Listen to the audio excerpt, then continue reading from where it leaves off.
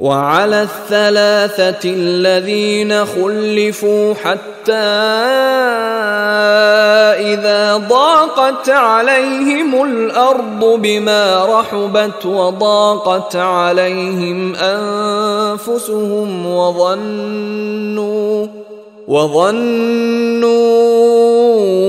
أن لا ملجأ من الله إلا إليه ثم تاب عليهم ليتوبوا إن الله هو التواب الرحيم۔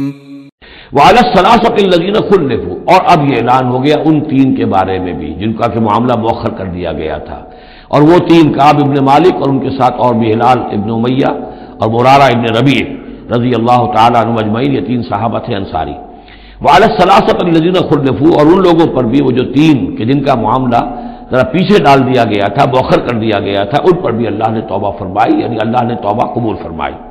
حتی اذا ضاقت علیہم الارض بما رحبت، یہاں تک کہ جب زمین ان پر اپنی تمام کشادگی کے باوجود تنگ پڑ گئی، وضاقت علیہم انفسہم، اور ان پر اپنی جانیں جو ہے بھاری ہو گئیں، وظنوا ان لا ملجا من اللہ الا الیہ، اور انہیں یقین ہو گیا کہ اللہ تعالیٰ سے بچ کر جا کر کوئی اور پناہ گاہ ہے ہی نہیں سوائے اس کے کہ اسی کی جناب میں آ کر پناہ لی جائے۔ لا ملجا من اللہ الا الیہ، جیسے یہ کہ کوئی بچے کو اگر ماں مارتی ہے تو بچہ پھر لپٹتا ہے ماں کی طرف، لپٹتا ہے ماں سے، جائے کہاں؟ ظاہر بات ہے کہ مار رہی ہے ماں لیکن وہ پھر لپٹ رہا ہے ماں کے ساتھ۔ اسی طرح لا ملجا من اللہ الا الیہ، اللہ تعالیٰ کی طرف سے اگر کوئی سختی بھی آئے، سزا بھی آئے، تو آخر بھاگے جائیں کہاں؟ اللہ ہی کی جناب میں پھر پناہ لینی ہے۔ نہ کہیں جہاں میں اما ملی جو اما ملی تو کہاں ملی میرے جرم خانہ خراب کو تیرے عفو بندہ نواز میں۔